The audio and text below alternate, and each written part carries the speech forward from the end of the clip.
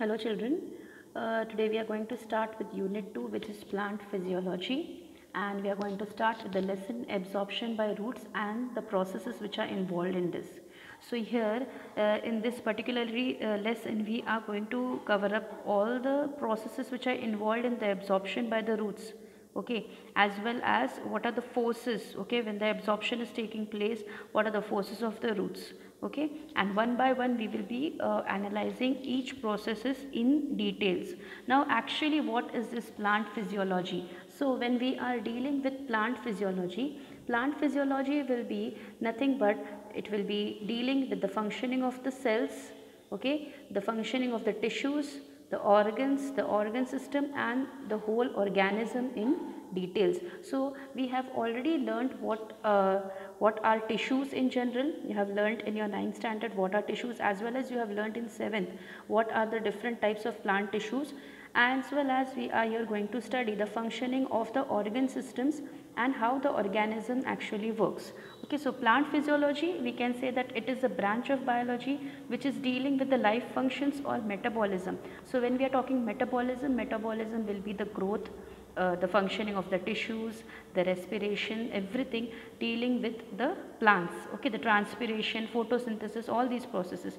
Then it will include the functioning of the cells, tissues, organs, organ system. So in tissues also we had studied about plant tissues, meristematic tissue, permanent tissues, right, as well as the vascular tissues. And this chapter basically it will be dealing with processes like osmosis. So here in this lesson we will be only studying about the absorption of the roots, absorption by the roots, and the processes which are involved in this. Okay, so let us start with the first point, that's absorption by roots. So why do first of all roots are absorbing the water? Okay, when I ask you what are the functions of the roots, you will tell me that the roots are fixing the plant to the soil, which you have studied, as well as second major function the roots which they are doing is they are absorbing the water, minerals, and the nutrients. Okay, and why are these water and minerals needed? So the roots which are there, they not only fix the plant in the soil, but gives it a support. But the most important and the life supporting function is to absorb the water and the mineral nutrients from the soil, and they will be conducted to the stem, okay, and then it will be supplied to the flowers, to the fruits, to the leaves, for all these reasons. Okay, so that is the reason absorption by roots is necessary. Absorption is necessary. So now why is there a need? Okay, there is a need of water and minerals. Okay, there is a need of the water and minerals for the plants. Okay, so besides being a constituent of protoplasm, water is needed. So water is needed for all these processes. Okay, water inside the body, plant body. Okay, it has these four purposes: photosynthesis, transpiration, transportation, and mechanical stiffness. So photosynthesis, transpiration, transportation, and mechanical stiffness. Now photosynthesis. Okay, so first of all, need of water. Why is water needed for photosynthesis? Water is used as a raw material, right? It is used up by the green plants, and in the end product of it is given as glucose. Then for the transpiration process also, large number of water is evaporated. Okay, during the process of transpiration it's evaporated, and then again because of that, after evaporation a suction force is created. Okay, where is the suction force created? Near the roots. So roots will be again absorbing the water. So for the process of transpiration also water is needed. For the transportation, so transportation of the substances, okay, for example the glucose which needs to be transported, as well as the water substances, the solutions, all these solutions contain water which is transported, okay, from the leaves to the other parts, that's the sugar. Then for the mechanical stiffness, so water which is there, it provides turgidity. Now what do we say turgidity as? Turgidity is nothing but the swelling, the swellingness, the swelling we can say. Okay, turgidity. So water provides mechanical turgidity, or the fitness or stiffness which is necessary for the stiffness of plant tissues. Then mineral nutrients which are required are all absorbed from the soil by the roots only. So the roots itself, they themselves are absorbing all the amount of minerals. So there are a lot of minerals which are absorbed. These are salts like nitrate, phosphate, sulfates, then ions like potassium, calcium, magnesium, and chlorine. So all these are essential. Okay, all these are required by the constituents of the cell. And why are they required? Obviously it is required for the growth of the plant, okay, as well as these are also required by the cell organelles, and they synthesize, that is for the breaking of these variety of compounds, and also for preparing the enzymes within the cell. So for these reasons water is needed. So water is needed for the process of photosynthesis, it's needed for the process of transpiration, also it's needed for transportation as well as the mechanical stiffness, wherein we discussed that it provides turgidity, it provides whatever nutrients are there, the nutrients are absorbed from the soil and in the form of what dissolved in the water and sent to the plants, and all these are the minerals or the nutrients which are needed for the plant. Okay, now next part which is there, it's the characteristics of the root. Okay, the characteristics of the root for the absorbing water. So if what are the different characteristics? Okay, so if the roots are there, okay, what are the things, what are the three things they need? So first they need a huge surface area. Second, the root hairs contain the cell sap of high concentration than that of surrounding water. Cell sap is nothing but the watery fluid which is present in the vacuole. Cell sap is nothing but the watery fluid which is present in the vacuole, and as well as the third, that is the root hairs which is there, they have thin walls. The root hairs which are there, they have thin walls. So let us see one by one the points in detail. So here if you see, the picture is given about the freshly germinated seed showing the single root with root hairs. So you can see that there are so many root hairs over here. Okay, now the ability how the roots can absorb or how they can draw the water, okay, from the soil is dependent on these three characteristics in general. So the surface area of the root is enormous. Enormous means it's very large.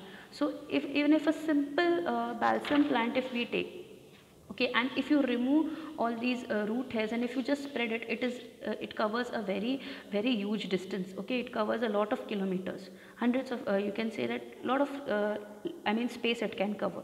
So here when this particular plant is uprooted, you can say that there are so many root hairs. So the reason why the surface area of the root is enormous is for more absorption of water. So we can say that more roots, more root hairs will be providing more area for the absorption of water. So more roots, more root hairs will provide more absorption and area for water, and as well as they can absorb more and more minerals into it. Okay, then there is a small little blue box which is given that a botanist H.J. Dittmer worked out a 4-month-old rye plant which had an aggregated root of about 600 kilometers, and the number of root hairs exceeded 14 billion and their estimated total length was 10,000 kilometers. So he just absorbed the root hairs, and when he extended, these were the this part of what we can say the surface area the root were covering. If you may be having some plants in your garden or some huge trees, so when those trees are uprooted, okay, their root hairs are spread, they get spread to a very large distance, and the reason for this is they spread to a large distance is just to absorb water. Okay, they go deep into the ground just to absorb the water. So we can say surface area of the root is enormous.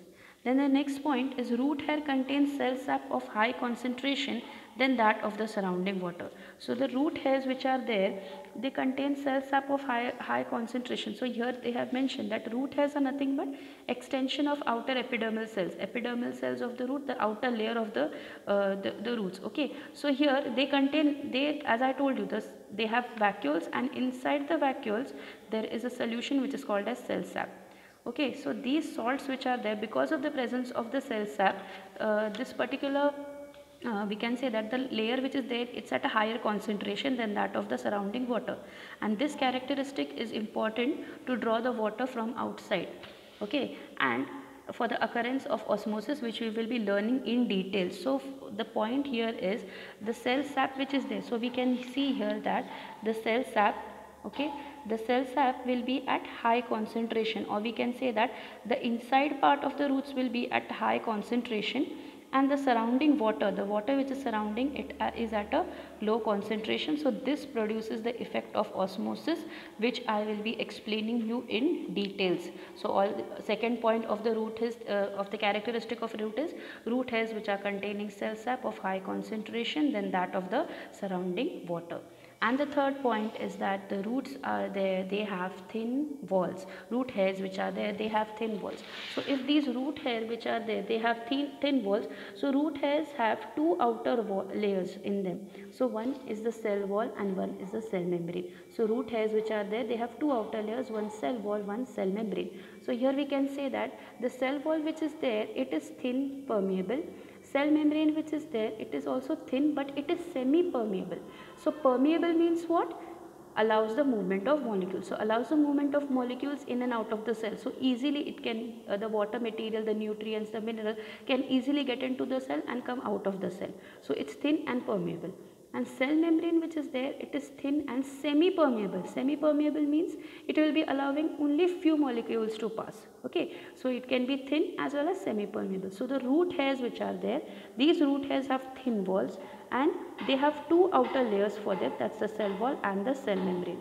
So the cell membrane which is there, it is thin as well as semi-permeable and allows only few molecules to go inside this. So this is the secret of absorption. Okay, this characteristic of the root hairs is that means it will allow only a few molecules, and the other part which is not beneficial, which is not useful, will not get into the root, or it will not get into the cells. Okay, so these are the three major characteristics of the roots for absorbing. First characteristic, we said that it's we can say that it has a huge surface area. Root hairs contain cell sap of high concentration than that of surrounding water. And third, we can say that these root hairs which are there, they have thin walls. So that they can ask a question that which are the three main characteristics of roots that enable them to draw the water.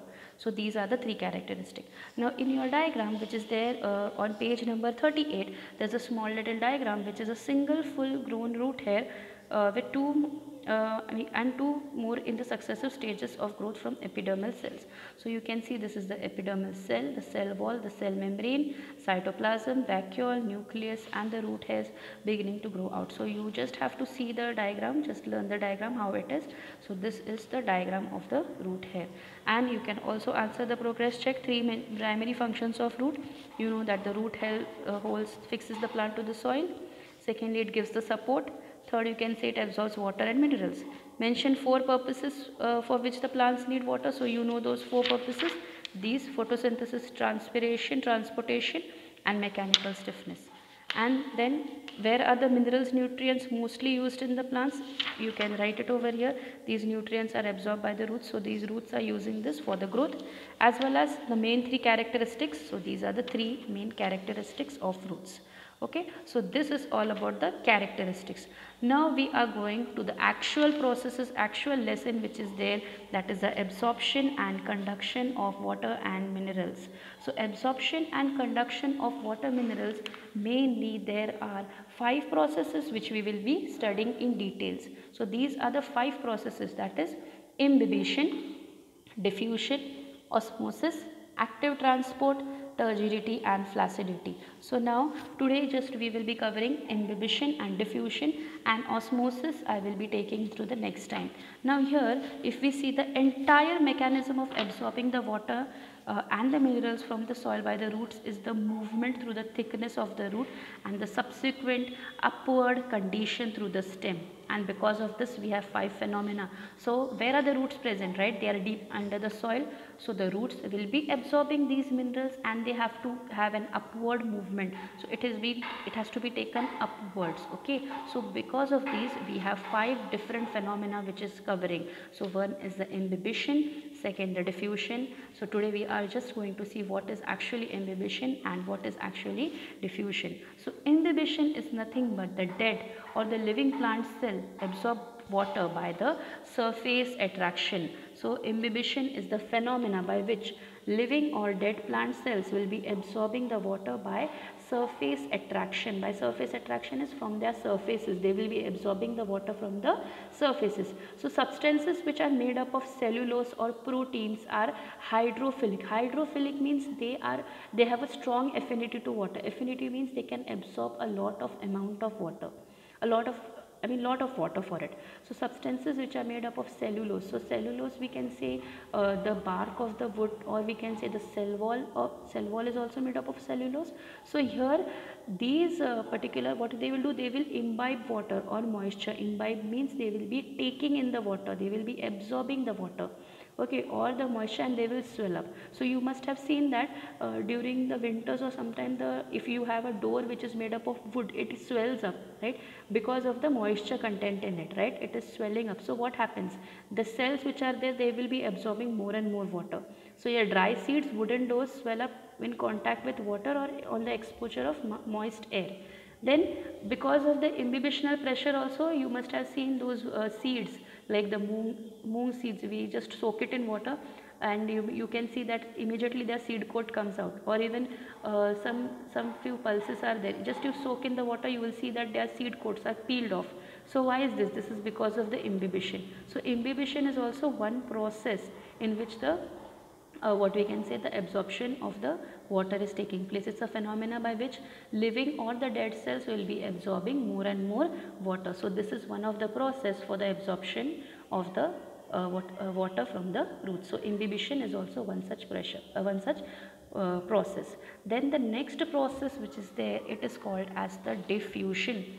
So here if you see the diffusion which is there, it's the free movement of the molecules of the substance, that is a solute or a solvent, from the region of high concentration to the region of the low concentration when the two are in direct contact. So what is this actually? So here if you see, diffusion is the process. So you have studied diffusion process earlier also, where we said that diffusion is nothing but mixing of gases, right? So inside air also there are many gases, so the diffusion takes place over there. So diffusion here can be demonstrated by a simple activity. So here what is happening, it is from the high concentration to low concentration, from high to low. So if you see over here, there is a diagram which is being given. So first there was a tablet, okay, a small tablet is placed, it's a crystal of potassium permanganate. So you can see that this is a small tablet which is placed over here. So first the diffusion started, the diffusion process has been started here, and then slowly it is getting spread, okay, it's spreading over here. So first you will see the molecules over here are fully crowded over here, all the molecules become crowded over here. So now they are starting to move from the high concentration to low concentration. So these molecules then start moving farther away, okay, and then wherever there is less concentration, they just keep on spreading, and finally this movement will continue, okay, it will continue till whole solution, whole molecules are uniformly distributed. So here it is, this is how it's getting spread. So this is how diffusion also takes place in roots. First the minerals are at a high concentration, slowly they will be moving towards the low concentration area, low concentration, and this process will continue till it's uniformly distributed. So see here, molecules at A are completely crowded near the tablet, more concentrated. In B they are moving farther away, whether they are few and absent, and in C you can see that it continues until the molecules are uniformly distributed. And if you stir the solution, it becomes a homogeneous mixture, uniformly distributed mixture. So these two processes, imbibition and diffusion, we can say that these two are the processes. Now just an introduction of osmosis we will see. Osmosis is the movement of what? Of water molecules, okay, of the water molecules from their region of high concentration, that's the dilute solution or with a lower solute solution, to a region of low concentration, that is a concentrated or with a higher solute concentration, through a semi-permeable membrane. Now osmosis, you must have studied in your 8th standard also, that what is actually osmosis. It's the movement of what? Of the water molecules from the region of high concentration, okay, that's the dilute solution or with a lower solute, okay, to a region of low concentration here, okay, concentrated solution or high solute concentration, through a semi-permeable membrane. So there should be a semi-permeable membrane in it.